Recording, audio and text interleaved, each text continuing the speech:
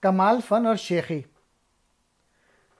عربی گرامر، صرف نحو کے عالم کا ایک ماہر استاد دریا عبور کرنے کے لیے کشتی پر سوار ہوا۔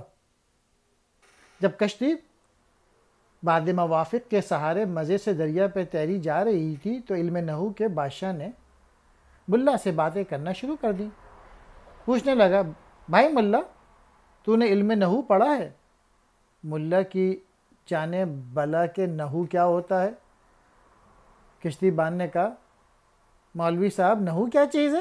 میں نے تو آج تک اس کا نام بھی نہیں سنا۔ نحوی استاد بولے، وارے میاں ملا، تو نے یوں ہی آدھی عمر برباد کر دی۔ ارے جو شخص علم نحو سے واقف نہیں وہ انسان نہیں، حیوان ہے۔ افسوس تو نے اپنی زندگی کشتی چلانے میں گنوا دی، نحو جیسا فن نہ سیکھا۔ کشتی چلانے والے کو بڑا غصہ آیا، بہرحال بیچارہ خاموش ہو گیا اور لاجواب ہو کے چپ رہا۔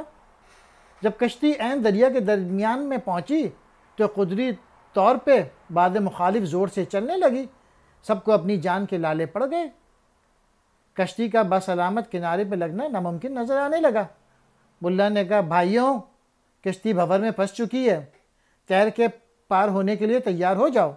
ملا نے اس وقت علم نحو کے ماہر استاد سے کہا، حضور اب فن سے کچھ کام لیجئے، کشتی غرق ہونے والی ہے۔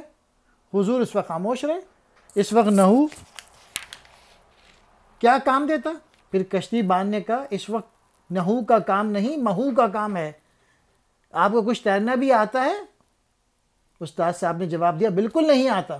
ملا نے کہا، حضرت پھر تو آپ کی ساری عمر برباد ہو گئی۔ دریا کا پانی مردہ کو اپنے سر پہ رکھتا ہے اور زندہ غرق ہو جاتا ہے۔ اپنے آپ کو مٹانے اور فنا کرنے سے اللہ تعالیٰ کا راستہ طے ہوتا ہے۔ تکبر والے محروم اور غرق آب ہو کے ہلاک ہو جاتے ہیں۔